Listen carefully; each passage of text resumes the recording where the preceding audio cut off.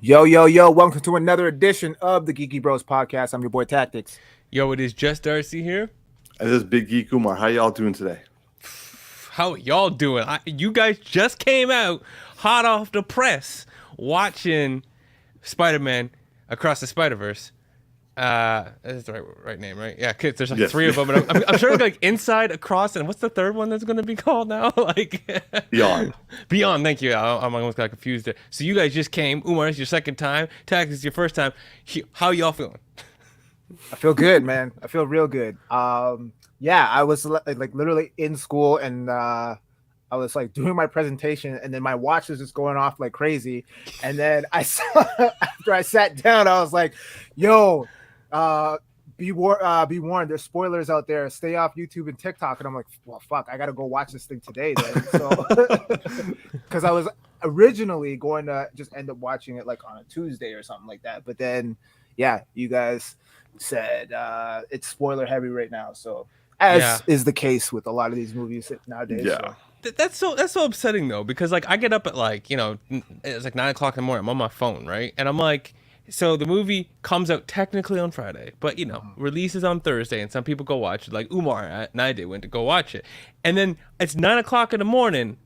And on the first day it's supposed to be out, and people already posting, here's the second part of the ending. And I'm like, Oh my God. I'm like, you people don't have a chance to watch this yet. Like, Bro, and you're already spoiling it. That's what happened with me and No Way Home. I got spoiled with the Tobey Maguire thing because because the scene that I saw was the final fight where Tom Holland's Peter Parker is about to stab Green Goblin, and then Toby gets in the way, and I'm like, okay, well, that just ruined everything. Because like sometimes when even if you don't click on a video, even if you just hover over the thumbnail, it'll start to play. Yeah. So it played right at that part and spoiled everything for me. So yeah. Oh, so bad. Yeah. But you didn't get nothing spoiled this time. So No, was I it didn't. like? What was it like? Are we getting right into it or? Okay, Sorry, so I'm just hyped. Yeah. okay. So before we do that, we gotta preface this that like we are not gonna go full spoilers for this one because like it came out yesterday. So we ain't gonna be like the people that like Darcy and I are worried about. So this is gonna be a spoiler. I accidentally might spoil something, so I apologize. I in know. advance. I'm a little worried about that. I might just say like very, very minimal things, like just the bare minimum of this movie. All right. Anytime you start hitting spoiler territory, I'm just gonna say canceled, and then just interrupt you. Or pause. No, because we gotta make it weird like that. Just cancel. All right, so T, you go first because Darcy and I have done our own like video out of the theater reaction. So you give literally your out of the theater reaction, and we'll like add on to it. But again, spoiler pressure, free, bro. I feel the pressure right now. Spoiler free. Well, everybody dies. Spoiler free, and the guy just, it's like someone's like, yeah, I'm good with holding secrets. You know what your mama did.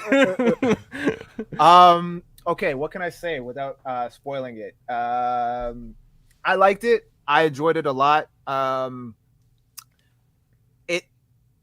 It ends off on a cliffhanger. I can say that, right? I can say that. Yeah, it ends off on a cliffhanger. So I was kind of like left wanting more. It was like, and Umar doesn't like this comparison, but it was like a Fast and Furious type of like thing where I was like, yeah, wait, we're gonna end it there. I said the same thing last night because I was like, there's two movies back to back. They're cliffhangers. Yeah, I'm like, is this a trend that we're doing now with movies where it's just everything is a cliffhanger, nothing's ever a complete movie? But I thoroughly enjoyed myself.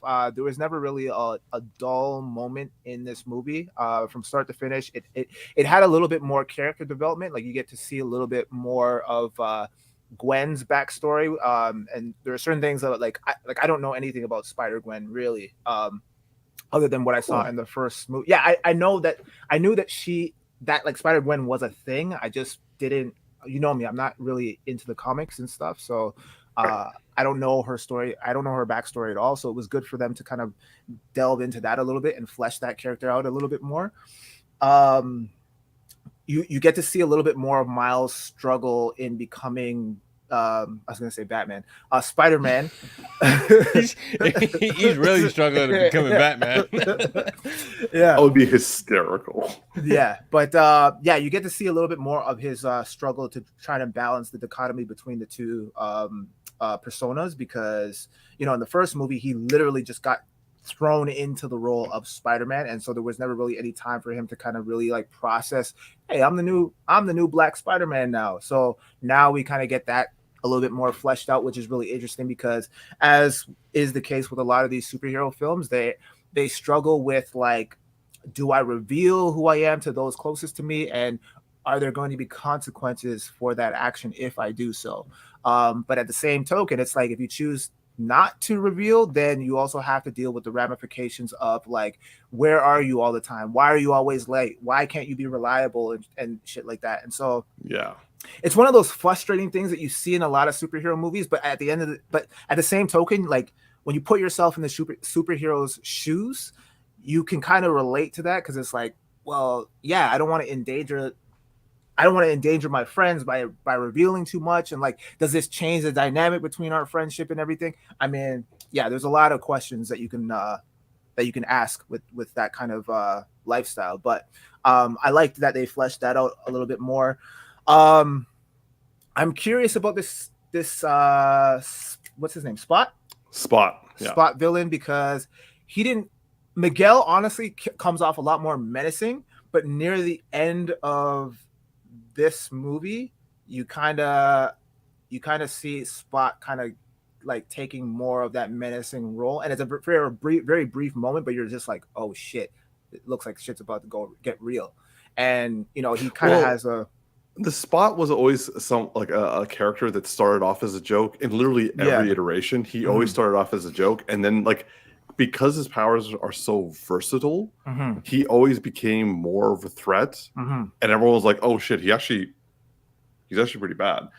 But the thing was, like, he never became like, he was never like vicious.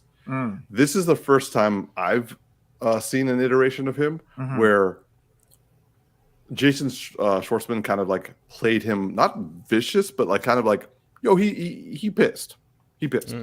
Yeah, I want them to lean a little bit more into that, because I wasn't really feeling the jokey villain type. Like, I was actually more invested in Miguel and how vicious and aggressive he was, and I was like, oh man, I need to see more of this.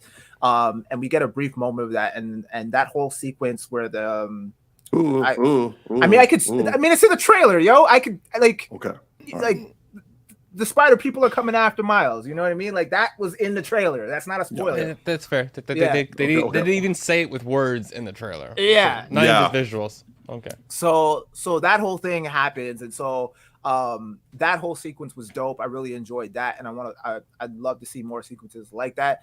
I'm not gonna say too much else about the film, other than just the visuals were really great. Umar, you pointed this out, and I agree. The music, the soundtrack was really dope as well. I like the overall character development. They had a lot of interesting characters. Miguel is really interesting.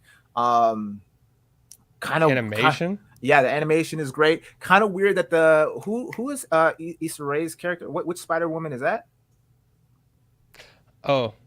Or she is a type of Spider-Woman on the motorcycle. And I'm like, damn, you fighting crime while you're pregnant? That is not good parenting. And then on top of that, also, the other Peter Parker is carrying his baby on missions. I'm like, what's up with y'all, man? Like, not going for Parent of the Year. Yeah, definitely maybe not. A Spider-Verse award, but not everybody else's Parent of the Year. Yeah. But I fear that I'm going to spoil it, so I'm just going to leave it there. And my overall rating, I would say, I feel like I still need to let it marinate, but I'm leaning at I'm going to go 9. I'm going to go 9. A 9. Umar is offended because he's at 11. Facts. Well, facts. I need to see it as a whole. I feel like this is a 2-parter, so I need to see where the rest of this goes, and then I can reorganize my overall rating when the trilogy is done. It's an interesting point, because I will say that like it being on a cliffhanger gives you a level of like, because I mean, as any cliffhanger is meant to do, you're like, but what next? And that feeling is both good and a gut punch.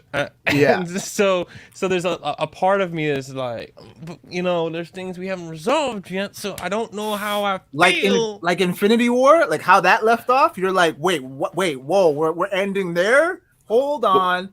Hold up. Okay, so this is an interesting question. So would you say, generally speaking, Tactics, that when you see a cliffhanger in a movie, that automatically puts you in, it automatically creates an inherent negative for you?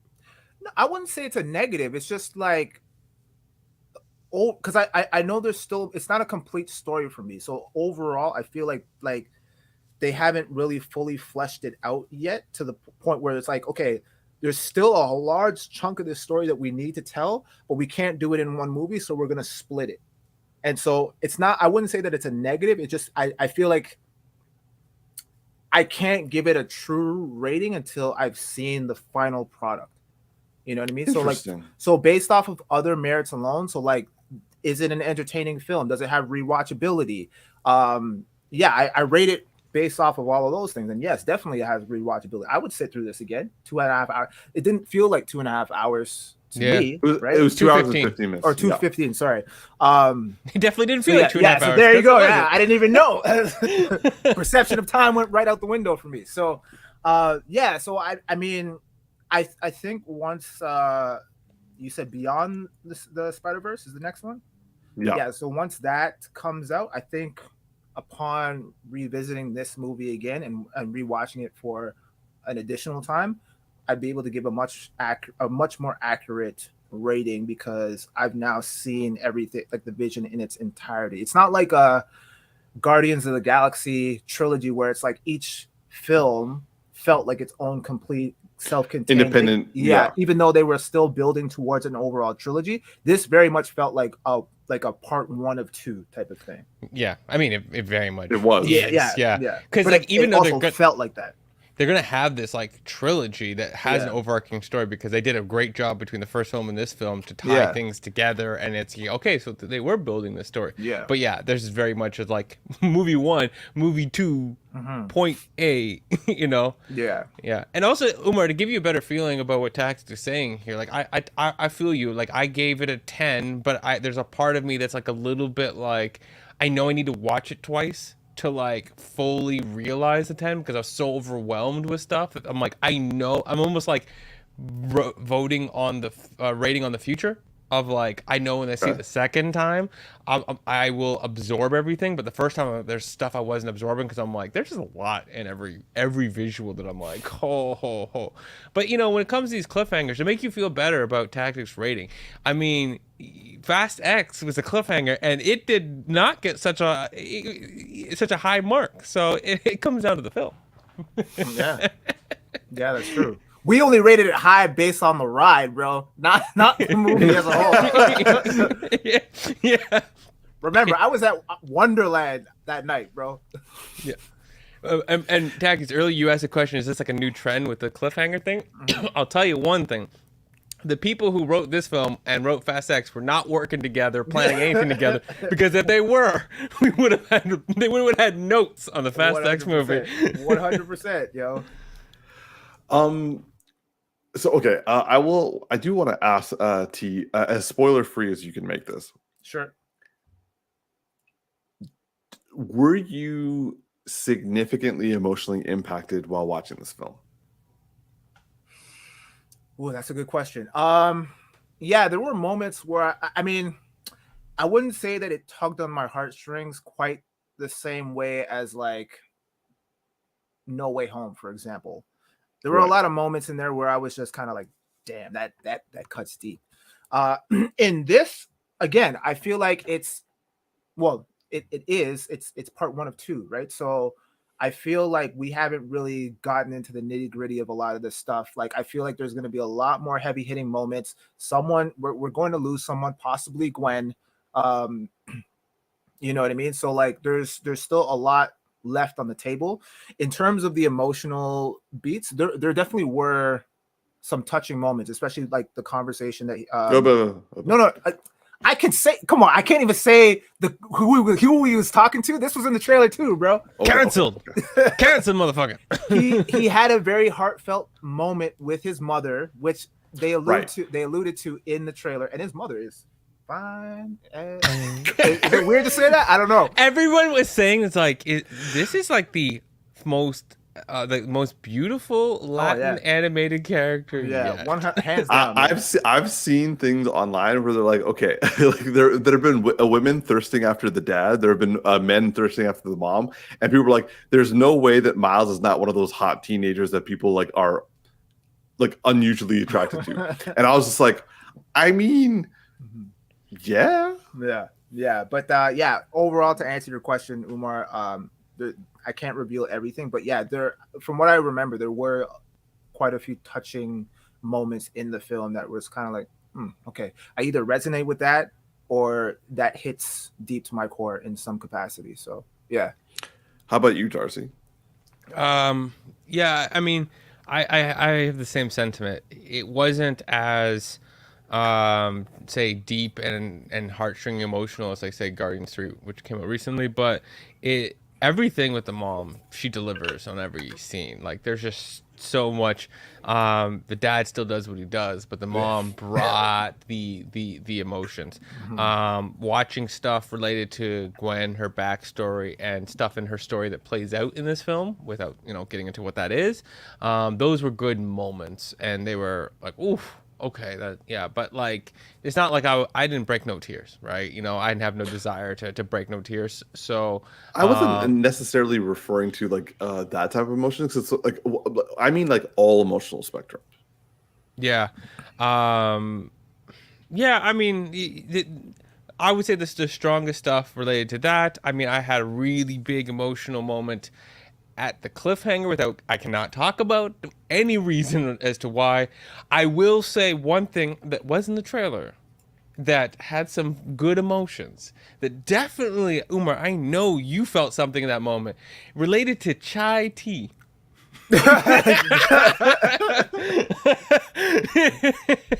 It's TT. You're saying TT. Umar reacted to that, and I'm like, "You seen this in the trailer?" Like I was watching, I'm like, "We all saw this in the trailer. Like, why are you still reacting? You knew it was coming." I never actually saw that in the trailer, so that was. I didn't see that in the trailer either.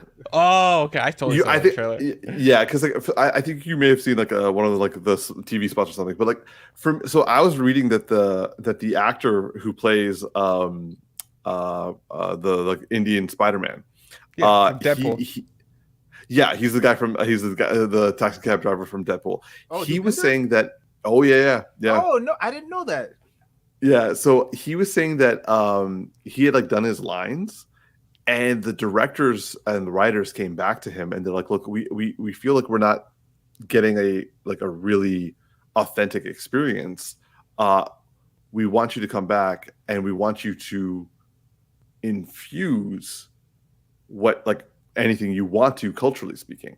That's awesome. And so since he lived in India, like when he was growing up, he was like, yeah, there's like a lot I can say. So like a lot of those things were actually him bringing it forward. So that's why I like with the chai tea argument and like and also like the non bread thing. I was just like, thank you.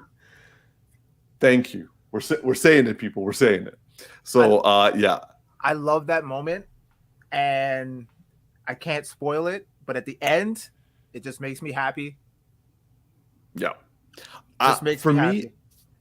For me, what I will say is that I found this movie from beginning to end awe-inspiring. Like the animation was gorgeous, and like we've all grown, like the three of us have grown up with cartoons, anime, and other like animated stuff, and like the fact that like I am wowed by this movie is like, they did shit with this that like you don't see every day. The cameos, bro. The cameos. Cameos for days. I mean, cameos for days.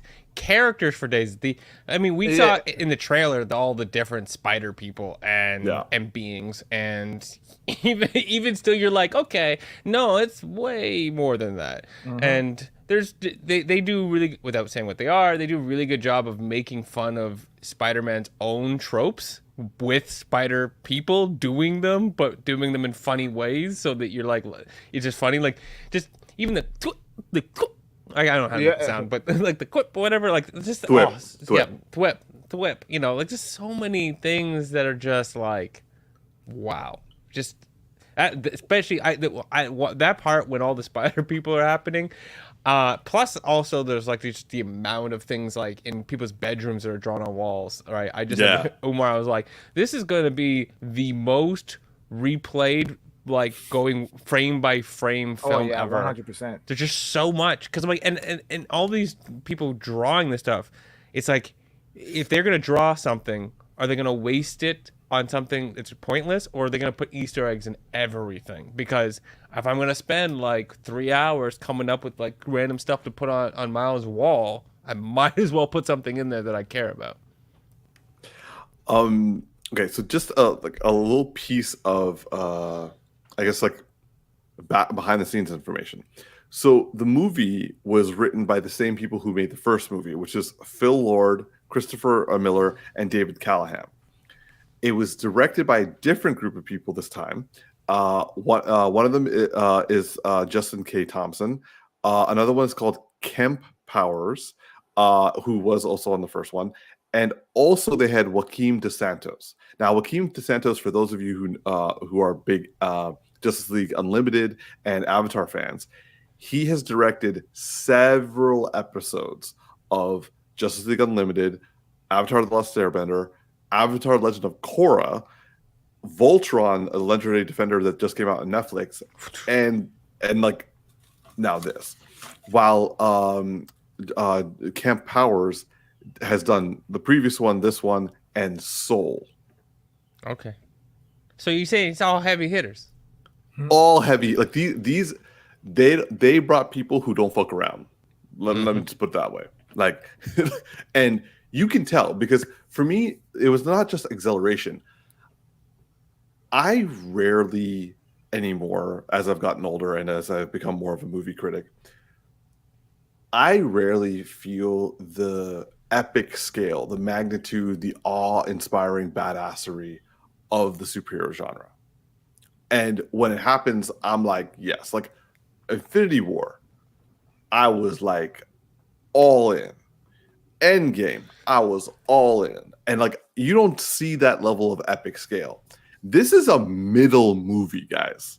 Like, this is the one people usually get wrong. And this gave me those feels. It's a Dark Knight. It's a Dark Knight. Okay, so now that you've said that, Darcy, I can finally ask the question that I was leading up to. T, with this film, do you feel this is like the Dark Knight of the first one, and or did this movie meet your excited expectations that you went into it? Very good question. Dark Knight, in the sense of, is the second film better than the first film? I would say yes. Again, it's still an unfair rating because I feel like it's incomplete in my eyes. So until I get the full experience, can't really rate it as a whole. But yes, to answer your question, I do feel like this would be the equivalent, the Dark Knight equivalent. And then, sorry, what was your second question? The second question is, because like I told you that going into this movie, I had really high expectations. Oh, right. Yeah. So would you say that this one met or exceeded your expectations, or fell short? I'd say it I'd say it met my expectations, because I had I'd heard a lot. I didn't really have super high expectations for the film, but I heard a lot of people talking about it and saying that it was really, really good. And then I saw your rating and you gave it a 10 out of 10. And I was like, oh shit. Okay. But again, all movie is subjective, right? So I, again, kept my expectations not low, but at a moderate level. And I'd say my expectations were met. I was thoroughly entertained. from beginning to end, and I'm eager to see more. I want they haven't missed yet with this movie franchise. So yeah, I mean, and they did a lot of really cool, interesting things, like cameos. I mean, that's all I gotta say. That those are really cool to see. And it basically, the way that they set everything up, it's going to be pretty epic based off of the ending. So yeah, I'm excited. If anything, this movie has increased my expectations for the third film. Mm-hmm. So Okay. yeah. Darcy, do you want to say anything, or can I just give some pieces of future tidbit information on this franchise? I only got one thing to say. It's the most important thing related to this film. When is the next one coming out? Okay. All right. So it is expected to March 2024. Oh yes. Oh shit. I was hoping That that soon, they're building it as a two-parter. Oh shit! Since they're doing two-parter, that they would, not be like, hey, we're done this film. We need 5 more years of production. Like, why would you leave us on that cliffhanger? Man, I just hope they're not using GPT to write this. I think the fact that it's this good is either if this is ChatGPT, then like Skynet is happening like soon. Well, no, it's just they have good prompts. They actually know how to ask the right questions. No, but it more likely they wrote the whole story for the, because like you don't have a cliffhanger in the middle of what's essentially a big story and be like, yeah, we haven't written that part yet. Like there are probably things they would adjust, but they probably wrote the whole thing. They're just still animating it. That's what Fast and Furious did. They probably don't have a story. They don't know how they're ending this. We're gonna make it up as we go, guys. Absolutely agreed. So yeah, so the sequel Beyond the Spider-Verse is going to be happening for right now is slated for March 29th, 2024. And also there is a Spider-Woman spin-off film that would focus on 3 generations of female spider-related characters being in development right now. So okay, so is Spider-Gwen sorry. Just an addition to that. The film is going to focus on Gwen Stacy, Spider-Gwen, Jessica Drew, Spider-Woman, the pregnant one that we saw, and Silk, Cindy Moon. Okay, so question. Is Spider-Gwen actually her superhero name? Or does she actually go by Spider-Woman in the comics? Because Spider-Gwen's kind of on the nose. Like, it's like, what's your secret identity? It's not Gwen. Yeah. Her actual name is Ghost Spider. Ghost Spider. Okay, got you. Yeah, like she was Spider-Woman, then Ghost Spider, but like you should just among fans, they call her Spider-Gwen. Got you. I would just lead with that. Yeah, I'm Spider Peter. I think, Spider Peter. I think so like the title is called Spider-Gwen 2. But in the comics, when people are referring to them, it's Ghost Spider. Ghost Spider, okay. That's a badass name. Yeah. But no, actually, so T, do you know who Silk is? I've heard the name. I'm not familiar with the character. Maybe if I saw an image. Yeah, so she's kind of like she's meant to be like genetically the mate to Peter Parker. She's meant to be a genetic mate? Yeah. Like narrow that down, like explain that a little. Just basically when they're around each other, they are desperately trying to stop the urge to fuck each other. Oh damn. Yo, this man gets a lot of play, eh? Mary Jane, Gwen Stacy, Black Cat. Mm-hmm. There's also a police CSI individual too.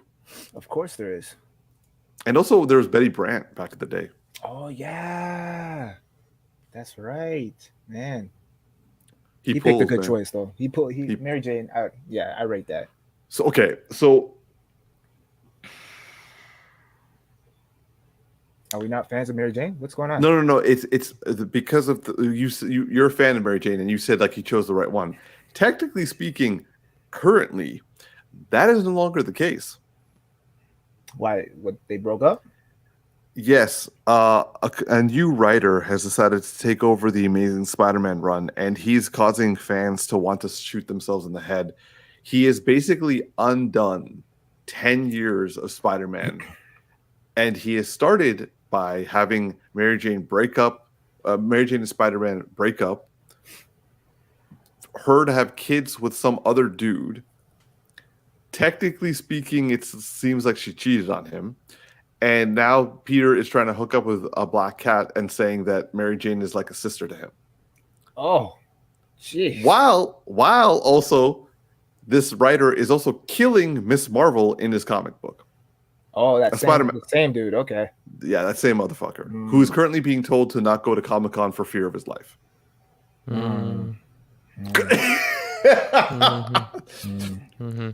Sorry, I was looking at pictures of Silk. I was just ignoring all of that. and I understand why now you said genetically meant to be his mate. If you if you could pull up a picture and put it on the screen, that actually would be hilarious. I mean, I get it, man.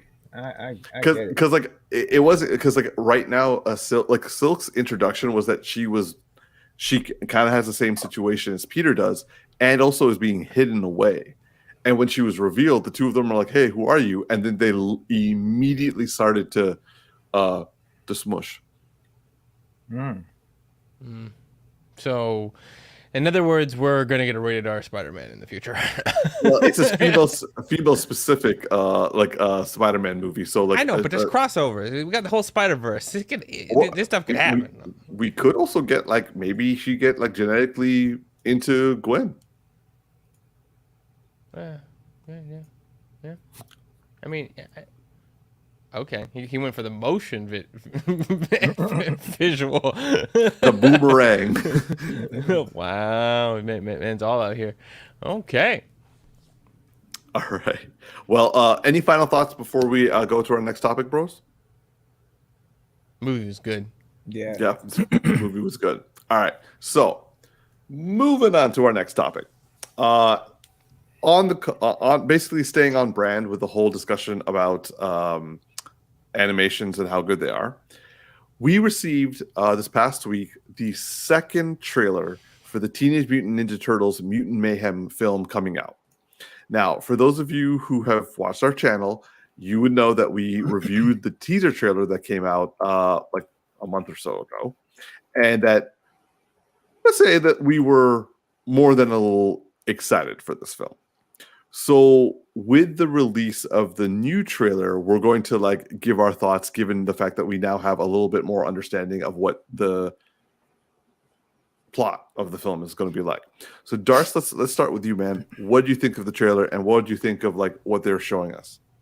Yeah, I'm all in for this. I mean, obviously, it has the animation style that we've become very accustomed to over the last 2 Spider-Man films, and that's exciting that it doesn't feel like a cheap ripoff, like the way DreamWorks animations look like a ripoff of Pixar and feel cheap most of the time. So they have a couple hits. They have a couple hits. I was that's what I was about to say. Yeah. But we saw a couple movies in the previews before Spider-Man feel like the interns is working on those films. But anyways, but yeah, this is exciting because it has the fun of the original TMNT movie, but in a even more youthful way, which is, this feels great. And it feels like, if you've been a fan from time, right? Like this group here, then you're going to be appreciated.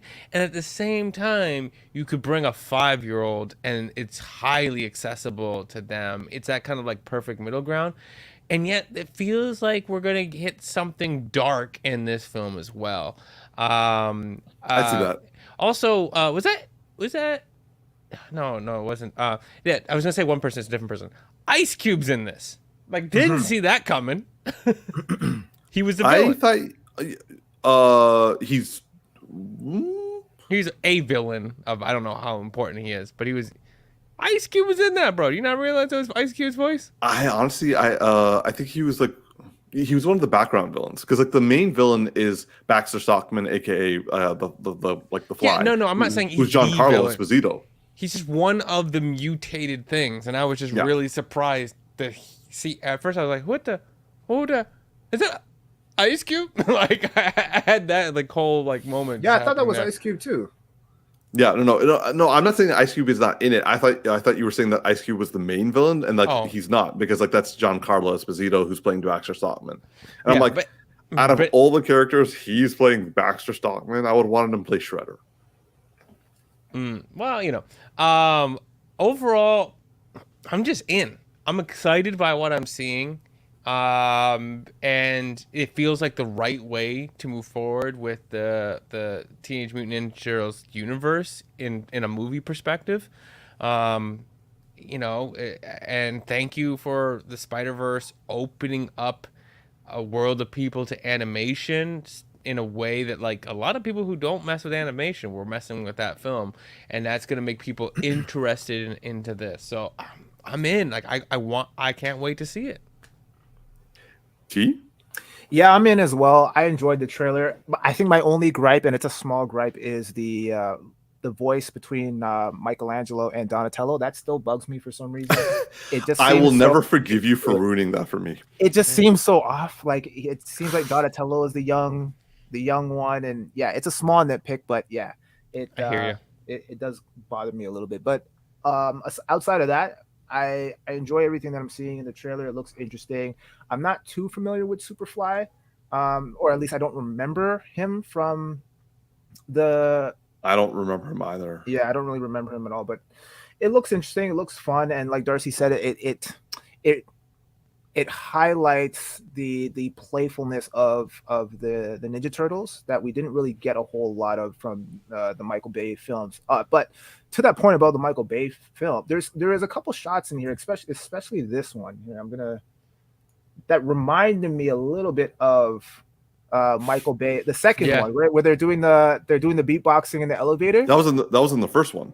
Sorry, yeah, the first one, yeah, because they're all positioned the exact same way as is in that scene, right? So, and then in terms of like some of the designs, right, like Raphael in Michael Bay's version, he had the full do-rag thing going on, and then Donatello with the glasses and whatnot. So, yeah, it definitely seems like Seth Rogen was somewhat of a fan of the Michael Bay film, or he's paying homage. Because the thing is, because also they have letters like the first Ninja Turtles. Mm-hmm.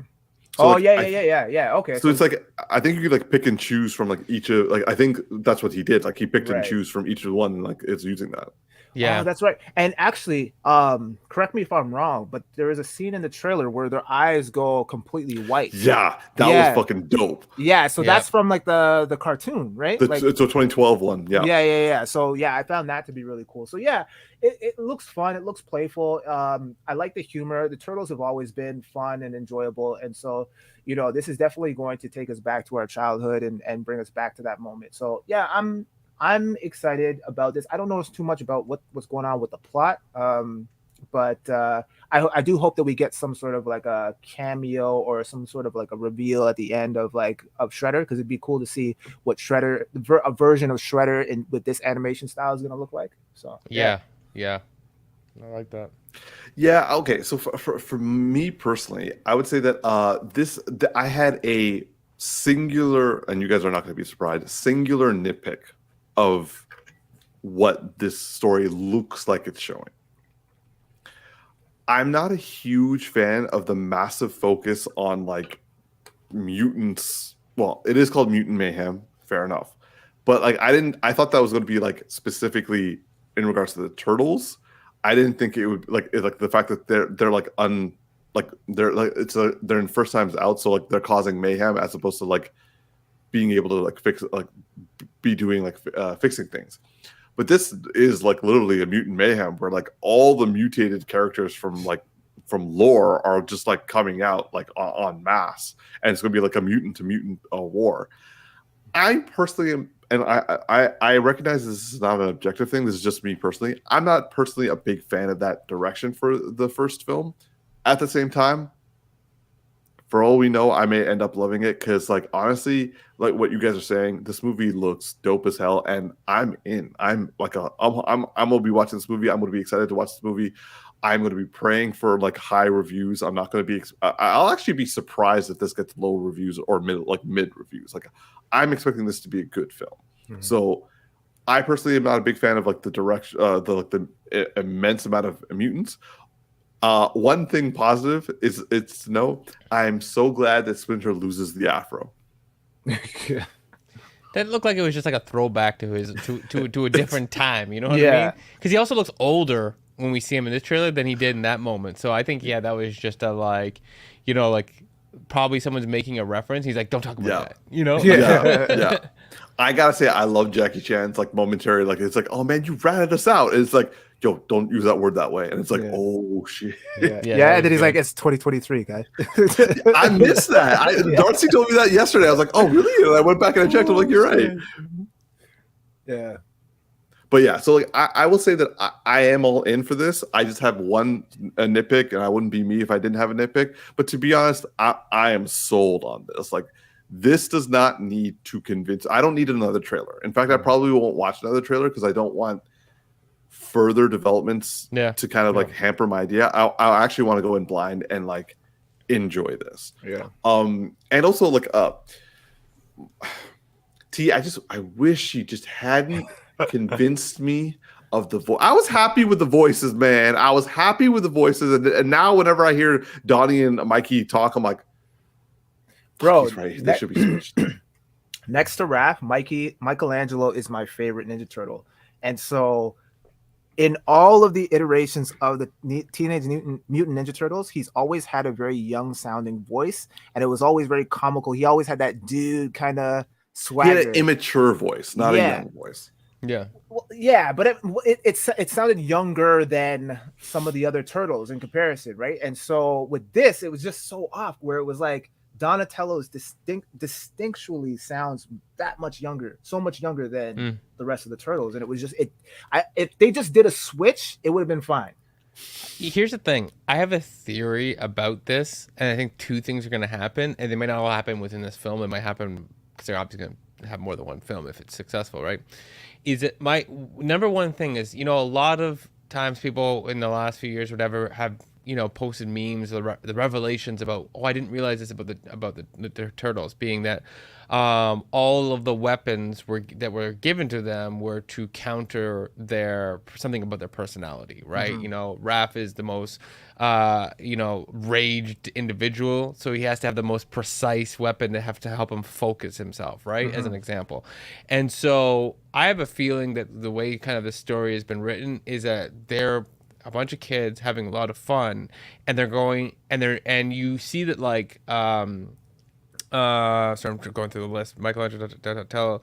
Oh my gosh, not Raphael. The last one I can't think of right. Leonardo. I can see the L right there. Oh my god. So Leonardo feels more cowardice in the beginning of this, and obviously Raph's more courageous. But yet Leonardo always is the leader, right? And I think that there's going to be something in the lessons of this movie that's going to make them rise more into what we know them to be.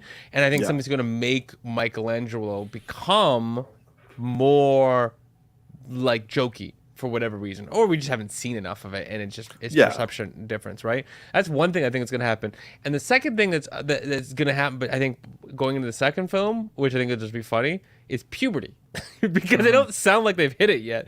And I think that they're gonna just have something with puberty. And if the actors, I don't know if the actors, I didn't look them up to see if they're like what ages they are, but if they're actually young enough to go through puberty, it would be just straight hilarious. That would be hilarious. Just fundamentally changes, and it's just kind of like when you change Aunt Viv, you're like, what happened to you? Right? It's like the same person, but like the voice is different. Yeah. I have a feeling, because like the thing is, like Splinter gives their like the most positive character definitions for them in the trailer. Like he calls Raphael brave. He calls Donatello wise. He calls Leo honorable. Like I think those are going to be them like kind of like hearing that, but not like really understanding what that is, and then like kind of eventually becoming to that level. Like you'll see them kind of like what you're saying, Darcy, like fulfill that aspect. Yeah. Yeah, I have no doubt in my mind that they're gonna get the personalities right. My whole thing is just the voice. I just think the voice is very off. But other than that, I can definitely foresee them staying true to the actual personalities of each individual turtle. Yeah. Yeah. Um, I I'm not gonna lie, I'm rather interested to see what the action sequences are going to be like, because especially now after watching Across the Spider-Verse and seeing just how fast, like honestly, I have a hard time keeping up with Into the Spider-Verse and Across the Spider-Verse fight sequences because they are just so fast and so well done and so intricate. If they do that with Ninja Turtles, I'm gonna lose my fucking mind. Mm-hmm. Yeah. I think they will. Yeah, I would love to see a version. So you remember the first movie, the second last fight scene with the foot on the roof? Oh, you mean the original? Like the original, yeah, like oh, the original, yeah. original. I would love to see like more fight style like that, and with more of the turtles tag teaming, like doing like dual fights. You know what I mean? Like I hope that they pay homage to a lot of those scenes from the older films. I would say, given the success of Across Into the Spider-Verse and now Across the Spider-Verse, and also the fact that Seth Rogen is clearly like what you were saying, Darcy, about the people who did the Into the Spider-Verse people, they care and they clearly respect this, like the source material and what's come before. I see, based off of what the trailers have shown, I see Seth Rogen and the people behind this to have equal like levels of respect, and so therefore doing that seems like not out of the realm of possibility. Yeah, I mean, homage is already being shown, even just like we look at that one picture alone, this picture, and we're like, how many different things can we pick out that are homages to different moments, right? And it's like if we can just see that in just the way their costume is set up and the way that they're designed, yeah, there's gonna be stuff all over the place in this. Yeah. All right. Well, moving on to our next topic, which is relatively similar to what we're like. Basically, we're doing very close transitions this week. So, a bit of information that I learned, or actually a little bit of like background information that I learned about TMNT, was something that apparently other geeks knew about, but I didn't. So the Daredevil comics, the character of Daredevil, actually kind of were responsible for the creation of the Ninja Turtles. For example, it hasn't been done in the comics, not to my knowledge, that they have actually legitimately put them together and have said this like 100% is canon. But the individuals who created the Turtles were people who also read Daredevil comics and drew a lot of inspiration. So much so that the creation of the Turtles is said to be at the same moment that created Daredevil, aka the truck that like the chemicals that fell from the truck that splashed Matt Murdock and caused him his blindness, but also gave him echo like location and like sonar abilities. That is the ooze, and that the ooze then went and also caused like the breaking of the baby turtles and for them to fall into the sewers, and for the ooze to like, or the chemicals or the ooze to then splash them and splinter at the same time, therefore creating the four, who are also like they also gained a little bit more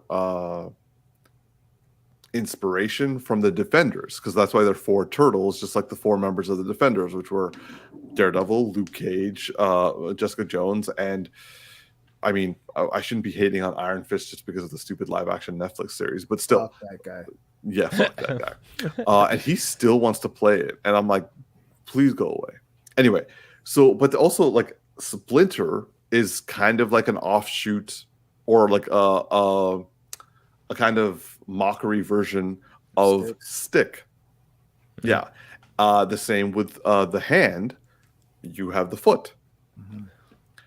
And so I had no idea of the connection between this, especially when Kevin Eastman was like making the story. Now, again, the story definitely took a very different direction than how Daredevil does. But people know TMNT based off the cartoons or the live action movie.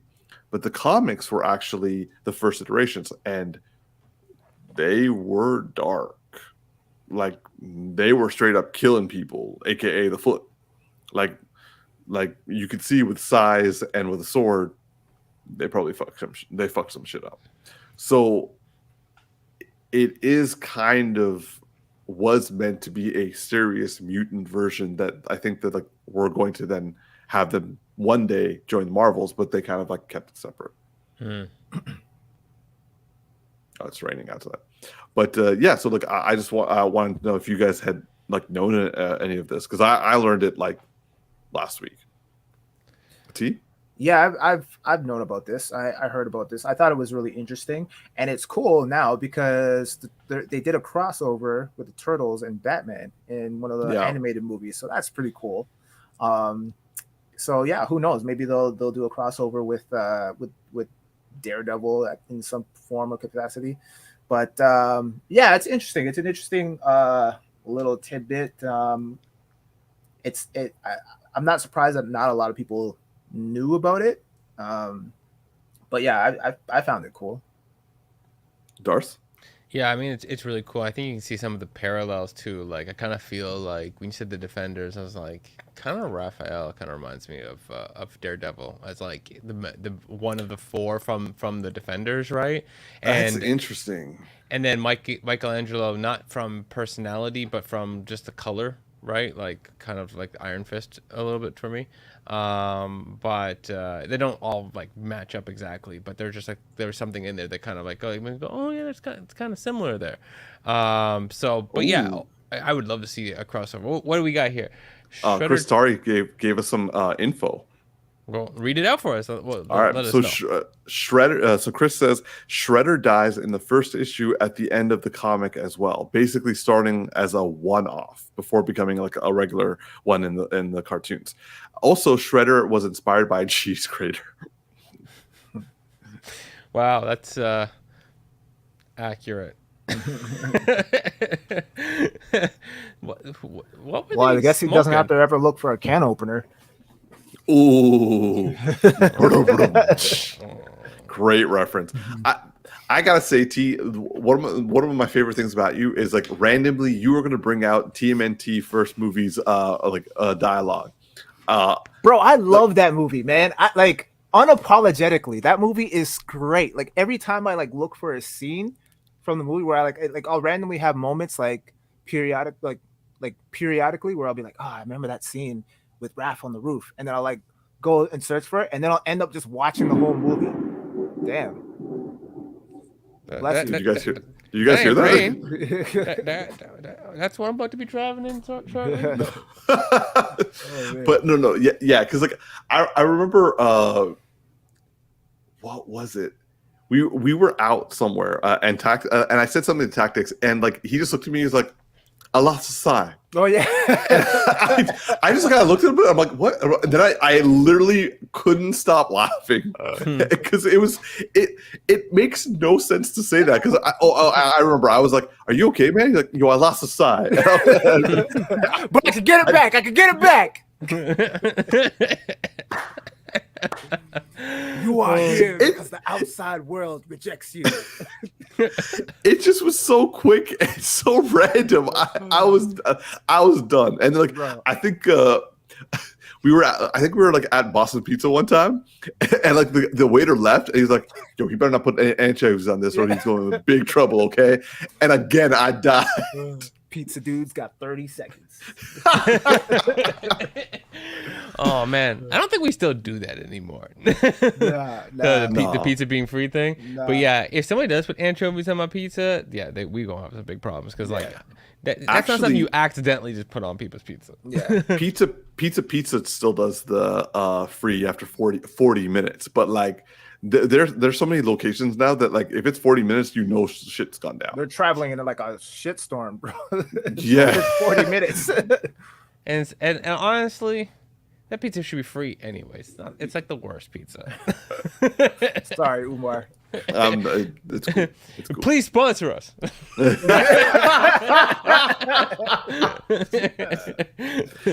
Pizza, you're loved by me. You're loved by me. Get him one extra large cheese, extra anchovies.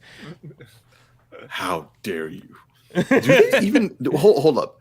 Do they still have anchovies as an option? Yep. Yes, they do. Domino's fucked up my pizza by putting anchovies on it. It actually happened to you? Yep, 100%. And if the thing is, it's not like you can just pick it off and like still eat. Like once anchovies touches the box, it fucks up the whole pizza. It seeps in everywhere. 100%. Yeah.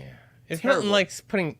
First of all, I can't think of a pizza I've ever wanted fish on, like at all, or seafood in general. Like shrimp on my pizza. No, it's not the vibe. Yeah. So yeah, no. Once you put fish on your pizza, that flavor everywhere. Yeah. Yeah.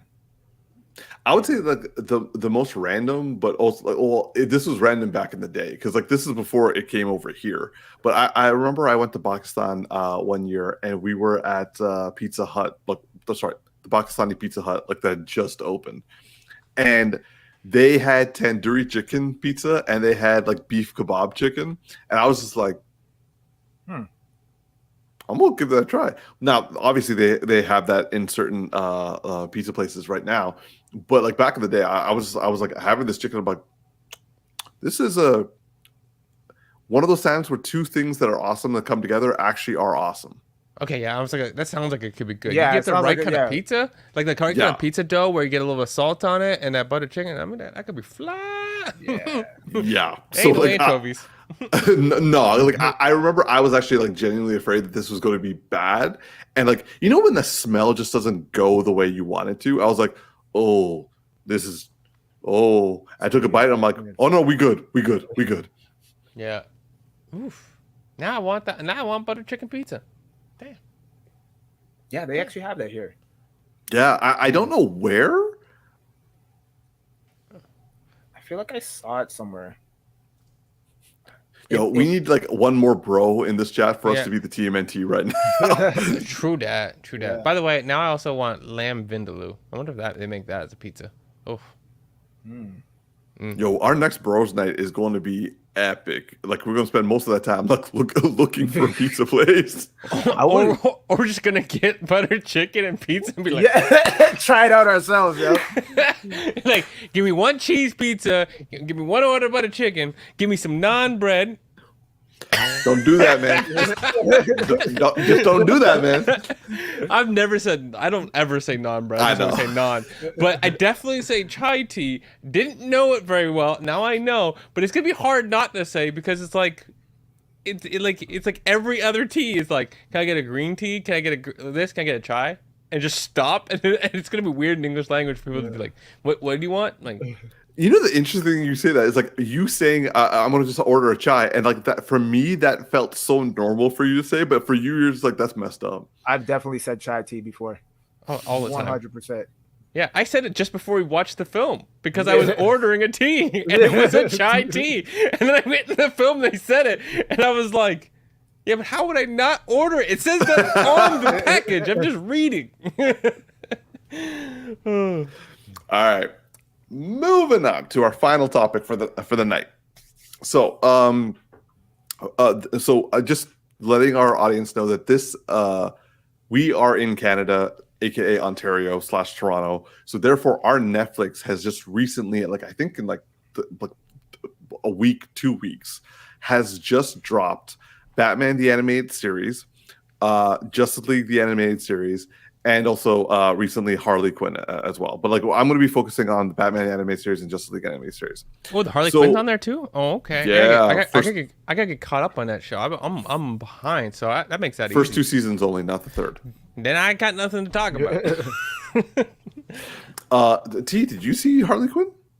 I can't remember if I saw the 3rd season. Yeah, I haven't seen the 3rd season either, but I saw the first 2. Yeah, the last thing I remember is that her and Poison Ivy get together In a car, right? Yeah, and they drive around, okay, yeah. So you saw season 2. Okay. Yeah. Anyway, so it is like, I mean, look at Tactix' shirt. There is no question that the 3 bros rank Batman as among our all-time favorite character. Actually, Darcy, who is your all-time favorite superhero character? Why you gotta do this to me right now? Why you gotta do this to me right now? I'm teasing now and all. Batman is definitely number 5. No, I'm kidding. Top 3. I'm kidding. No, I'm kidding. Number 5. Batman's... Bro, there's only 3 people in this lineup right now. yeah. Well, I'm sorry. Wonder Woman's gotta go, and Spider-Man's gotta take her place. That's all I'm saying right there. And it might be Miles Morales as Spider-Man at this point. So I'm just saying. Damn, bro. Okay, so 2 out of 3 of the bros would rank Batman as their number 1. I'm kidding. Batman's number 1. I'm just saying Superman and Spider-Man the next 2, like the classic 3. Sorry, okay, cool. Yeah, okay, cool. So as a result, wait, Umar, who's your Mount Rushmore of superheroes? Ooh, okay. Hold up. How many are in Mount Rushmore? I think 5. 4. Or is it 5? There's 5? There's 4. Googling it. Mount Rushmore. While you do that, I'm gonna set up. So like for me, I would say my it's 4. 4. Sweet. Got it. Okay, so who's your Mount Hold Rushmore? up. So when we're saying Mount Rushmore, we're talking about 1, 2, 3, and 4 superheroes ever, right? Yeah. Okay. For me, number 1, Batman. Number 2, Spider-Man. Number 3, Superman. Number 4, Wolverine. That's I feel like that's every boy from our age group, right? Honestly, I couldn't help it because I'm like, I did grow up reading a lot of Wolverine and like loving Wolverine because I was born in the 80s, in like the mid 80s, and so like we kind of just naturally went towards Wolverine, and then Hugh Jackman came, and then we're like, then it was cool to like, then it was cool for everyone to like Wolverine. So like, yeah, like I would say like those were my 4. I'm gonna say I'm the same, but I have a question for you. Hold on, what's T's for? I'm gonna say Batman Beyond. I mean, but it sounds... I will give you that. That's actually legit. That's actually legit. Spider-Man, and then I'll say Superman for my last one. Okay, cool. Sorry, I literally thought this guy was going to say Batman, and all the way through, but he said it, and it was still correct. Oh, my Darcy, goodness. your question? So you were saying you read a lot of Wolverine growing up. Now, if somebody put Cyclops on their Mount Rushmore, how would you feel about that person? I have actually met someone who did do that. Oh, okay. So they're no longer a friend is what you're trying to say. I will say that I didn't. That was one of the few times that my reaction was not diplomatic. I kind of was like, "What'd you say about my mama?" I kind of looked at him like, he's boring, and I was like, sorry, please go on. But like that person was already like, okay, well, whatever. But like. They just like, he's got Jean Grey, he's got the Optic Blast, and he's the leader of the X-Men. Like, what's not to love about him? I'm like, it's like Leonardo from the Ninja Turtles, bro.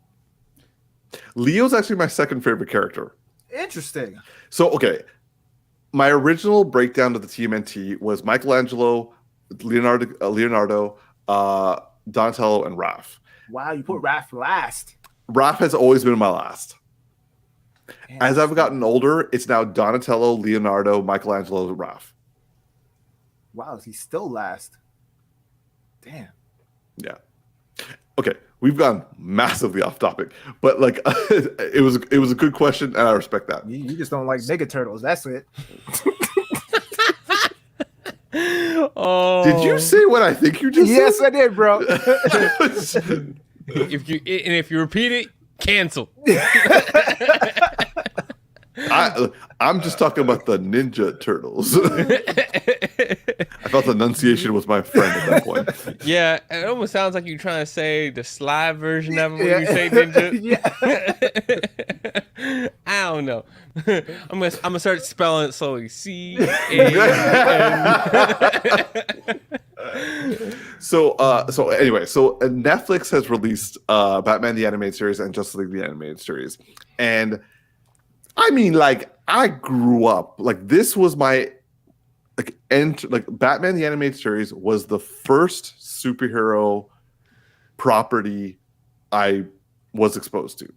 Well, actually, no, wait. Batman 1989 was followed by immediately Batman the Animated Series. But like Batman 89 was like a movie. This was like a 4-year commitment on my part. And I was in for every single episode. I watched every single episode multiple times. And this is when they had to come on TV. So like, I was like looking at my TV guide like a hawk and trying to find every single TV guide. Wow. I know. Oh shit. Okay. Some of y'all don't know about when that. TV Guide was out. All right. So what you guys, I don't know if I've told you this, guys, so I'm going to tell this to you live on air. I used to plan my weeks around my TV guide. Yo, you was a 60-year-old biddy. were you after you were done with the TV guide? Would you pull out the chicken noodle soup for the soul? Bro, By the way, I actually loved those books back in the day. but it's still, No, like YTV, a space of Channel 49 and A&E, and there was and Channel 7. Those were the channels that I basically. And also Channel. I think it was 47. Was Cartoon Network. That was bro. Especially the late night Cartoon Network. Bro. Oh man. Spawn.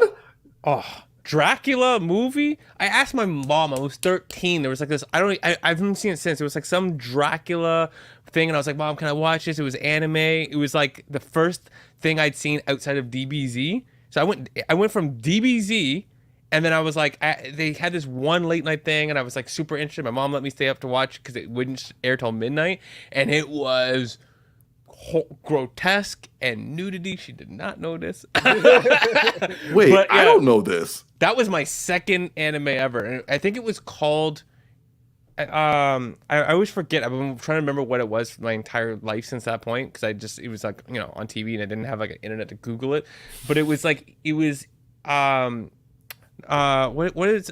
the guy who hunts like Dracula and werewolves stuff like that? Oh, Van Helsing. Yeah, I think it was a Van Helsing Dracula anime, and it was my first true anime outside of DBZ. So yeah, I do not Cartoon know Network, what you're talking about. Respect. I don't even remember exactly what it was. I just remember it imprinted on me, and that was my love from that point on.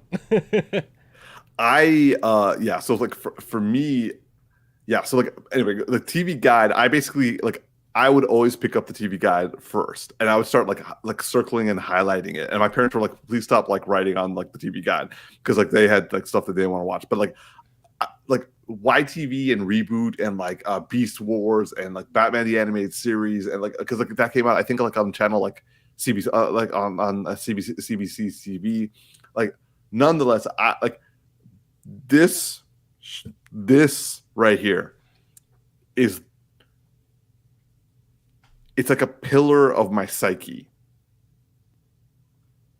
and I was all for it. And so when I came back from my trip for Colombia, I was like on Netflix, and like Batman the Animated Series suggested. I was like, what? So I clicked on it, and I'm like, okay, so it's the first 65 episodes. So it's like before they do the Adventures of Batman and Robin, and before the New Adventures of Batman animated series, like when they do like the full like costume change and like all that sort of stuff. But like, so I have for the last like week and a half, every single day, I have been like, you know, when I'm done work, when I'm done like meeting up with people, I put on an episode and I'm watching. I will admit, as an adult, nearing 40, that I'm starting to see the childish aspects of the show that like came out in like 1992, and I don't care because Kevin Conroy, my friends, Kevin Conroy's voice at his prime. Mark Hamill's voice as the Joker in his prime.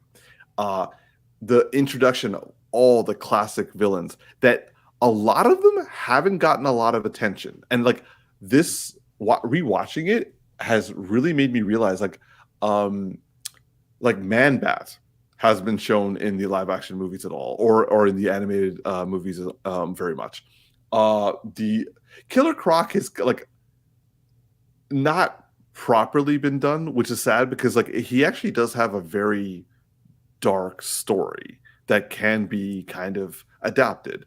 And then also like the ventriloquist, which is just fantastic. Poison Ivy, I wish they would redo in a modern age because like, you know, like she's a very crazy eco-terrorist, and it's nice to see. I'm glad Penguin and Two-Face got their they got justice done, and obviously the Joker's got justice done. But like, I want the ventriloquist. I want like, what's his name? Oh, I'm blanking on his name right now. But like, nonetheless, like rewatching Professor Doctor Strange and Professor Crane. Well, actually, no. Scarecrow was done pretty well by Cillian Murphy. But like I would want Hugo Strange. Hugo Strange, yeah. Sorry. I want Hugo Strange to be seen. I want the ventriloquist to be seen. Mr. Freeze. Just the Mad Hatter. Like his episodes were so much stronger than I remember them to be. I used to think that it was like a joke sort of thing, but as an adult, I'm watching, I'm like, that's fucked up. And I kind of want to see that. So like rewatching the animated series and Justice League, it's a lot worse than I remember because like while the first season was like so stupid at times, I'm sitting there, I'm like, that's the villain of the week, and you're doing a two-parter for this? Like, this is weak sauce. But then like the second season happens, and like that's a little stronger. It's a little stronger, but like still like they're all just like jokes. And weirdly enough, the Justice League TV series, which was like a good 10 years, 15 years afterwards, feels more childish than the Batman animated series.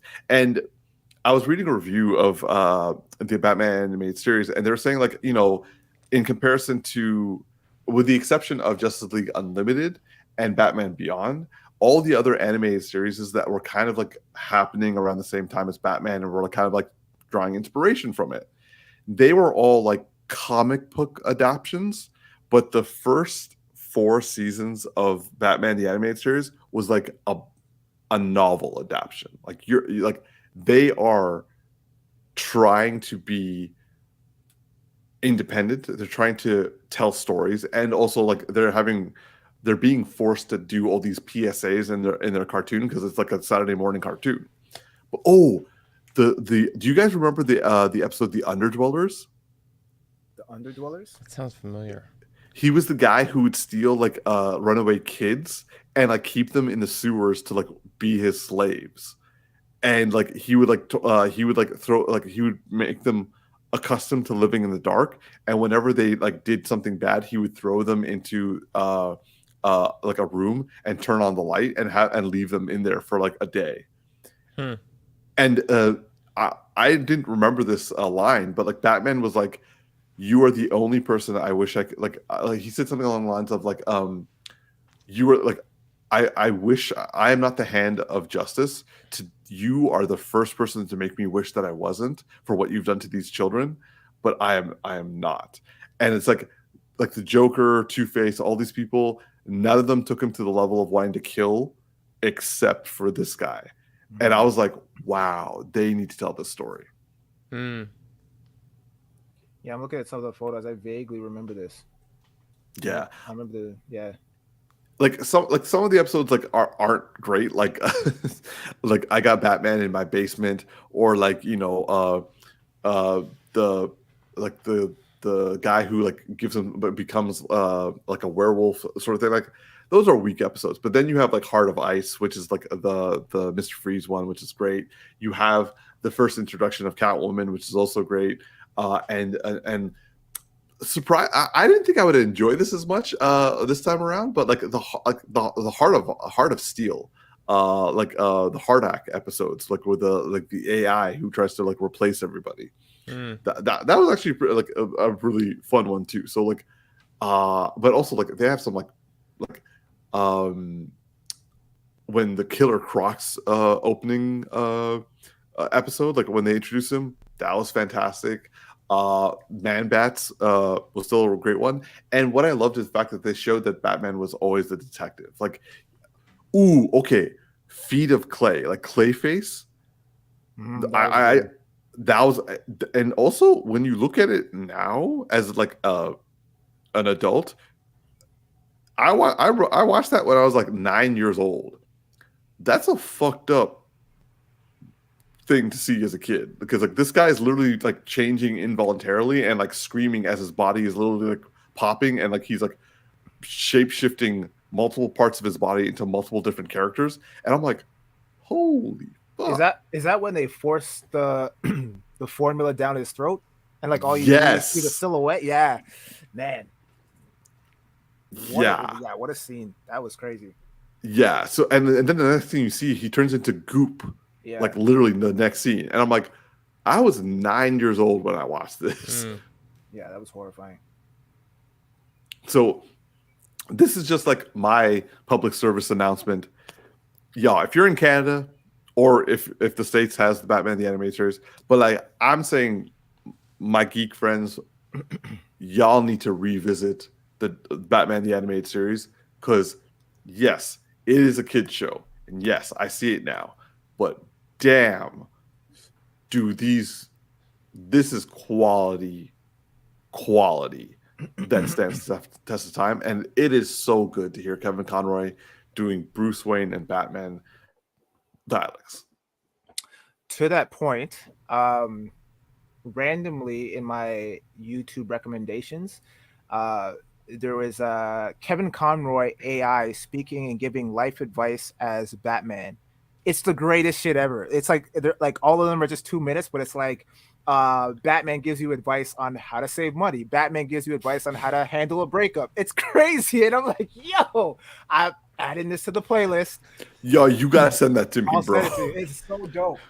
And the voice is actually legit, man. So I'm like, I'll be there and I'll be shaving or whatever, and I'm just listening to Kevin Conroy as Batman giving me life advice. First off, send it. Second of all, it was handling the breakup like Brood for 5 hours in the dark.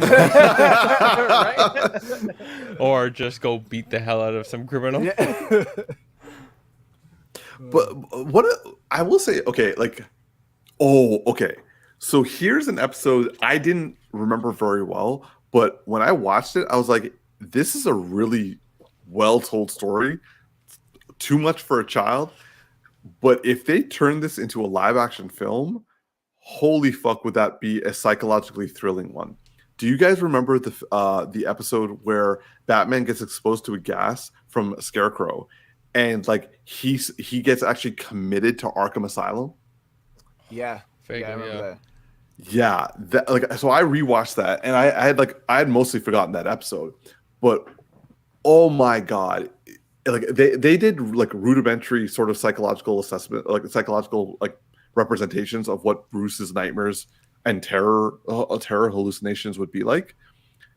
But like if you give that to if I gave that, I'm like, here, Matt Reeves, here is the concept for your next film. You need to turn this into something. I can just only imagine what like a competent writer and director would do. Like, not to say that the cartoon wasn't competently done. Like, it's a kids show. There's only so much they could have done, but like that episode made me want to see live action adaptations, like proper adult or I should say mature versions of these concepts and stories that these guys were making for kids shows. Mm-hmm. Just fantastic. I like Darcy. I know, Darcy, you got your One Piece. I know you got school right now, but like I'm going to tell you that like revisiting some of these episodes, like you don't have to do every single episode. I'm going through every single episode because like that's just like what I want to do. But like I would say like take some time to like decompress and just watch one of these episodes. You won't regret it. Yeah, I'm not opposed to that. It's been actually years. I haven't watched a single episode since I was a kid. Facts. So yeah, and I'm finishing up a couple other series, and you know, One Piece ain't going nowhere. So you know, I watch it and I go back and forth. But Like Andor? no, like let that go. Like I'll watch Andor when either it feels like I have to watch Andor because some tie into something, or I feel like it. But bro, you gotta let this Andor go, okay? And it ain't happening anytime soon, you know. And you know, once I'm done with my Ted Lasso after tonight, and I'm caught up on Dave. You haven't seen the series finale? No, and I'm mad because I forgot that there was one more episode, and then on YouTube, so what I saw was my fault and was totally legitimate. So Apple TV put out like they're like, you know, it's the end of the season, and they put out this like video talking about all these different things in the cast. I'm like watching, I'm like, oh, you know, it's so good. Oh, I love all this stuff. And then at one point there's a scene, I'm like, I haven't seen this. Goddamn. Exit. And I realized, like, I'm like, babe, there's another episode. No, watch it tonight. So yeah, I kind of hurt myself. So I already know a big moment is coming in it, which I already kind of knew off of the strength of the last episode. But still, yeah, I'm about to finish up my Ted Lasso. I still got my One Piece. We're in a good arc right now, dealing with the concept of slavery, which is like intense and awesome, like in terms of how they're depicting it. And yeah, so but I'll definitely gander my way over to a few episodes of this. Ted Lasso? Nah, I don't watch it. No. Really? No. I mean, I haven't gotten around to it. They're like, I have so many shows to catch up on. It's not even funny. You know this stuff. Ted Lasso is peak. It is one of the best shows ever done because it's like, honestly, my top two favorite shows of all time right now are between Ted Lasso and One Piece. So yeah, it's definitely on my list of shows to watch for sure. But do you like? Are you interested in like going through the Batman animated series, or is that something like is going to be like on the backdrop for a while? No, I mean if it's on Netflix, it's easily accessible, so I wouldn't mind checking out a couple of episodes. I feel like I wouldn't have to watch it in order because if I just jump right in, I'd get the recollection going again, and so yeah, just watching random episodes here and there, kind of almost like a Russian roulette type, just choosing at random. Exactly. Then, just going from there. So yeah, I'd check it out for sure. Nice. Well, for all of you who are watching right now and who are in Canada and wanting to know what all the fuss is about, I would highly recommend rewatching Batman the Animated Series. Justice League, for me personally, it's not a really great rewatching. Like the first season is tough. Like I remember the first time around, I wasn't a big fan of the first season. Second season was such a massive change that I was like, oh, thank God there's something. But like watching that too, I'm just like, I mean, some of these ideas are good, but other things just make no sense. Like they severely depower Superman.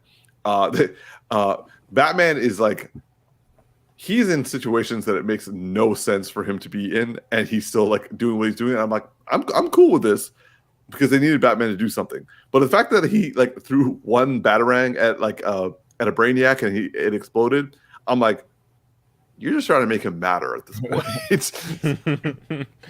Yeah. So yeah, But yeah, so that's all I gotta say. That's my PSA for Batman animated series. I'm gonna volley it back to you, T.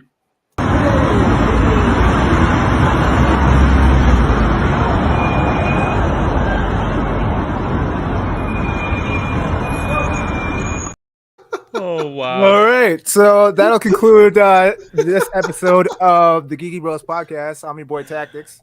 Yo, it is just Darcy out here in his Timbs. and this is Big Geek Umar. Please like and subscribe, and also leave a comment if you have any suggestions for future topics. We'd be happy to discuss them, happy to take them on, and live long and prosper, y'all. I fucked it up, but I still kept going. I don't know if you call it out like that, if it makes it better or not. Oh.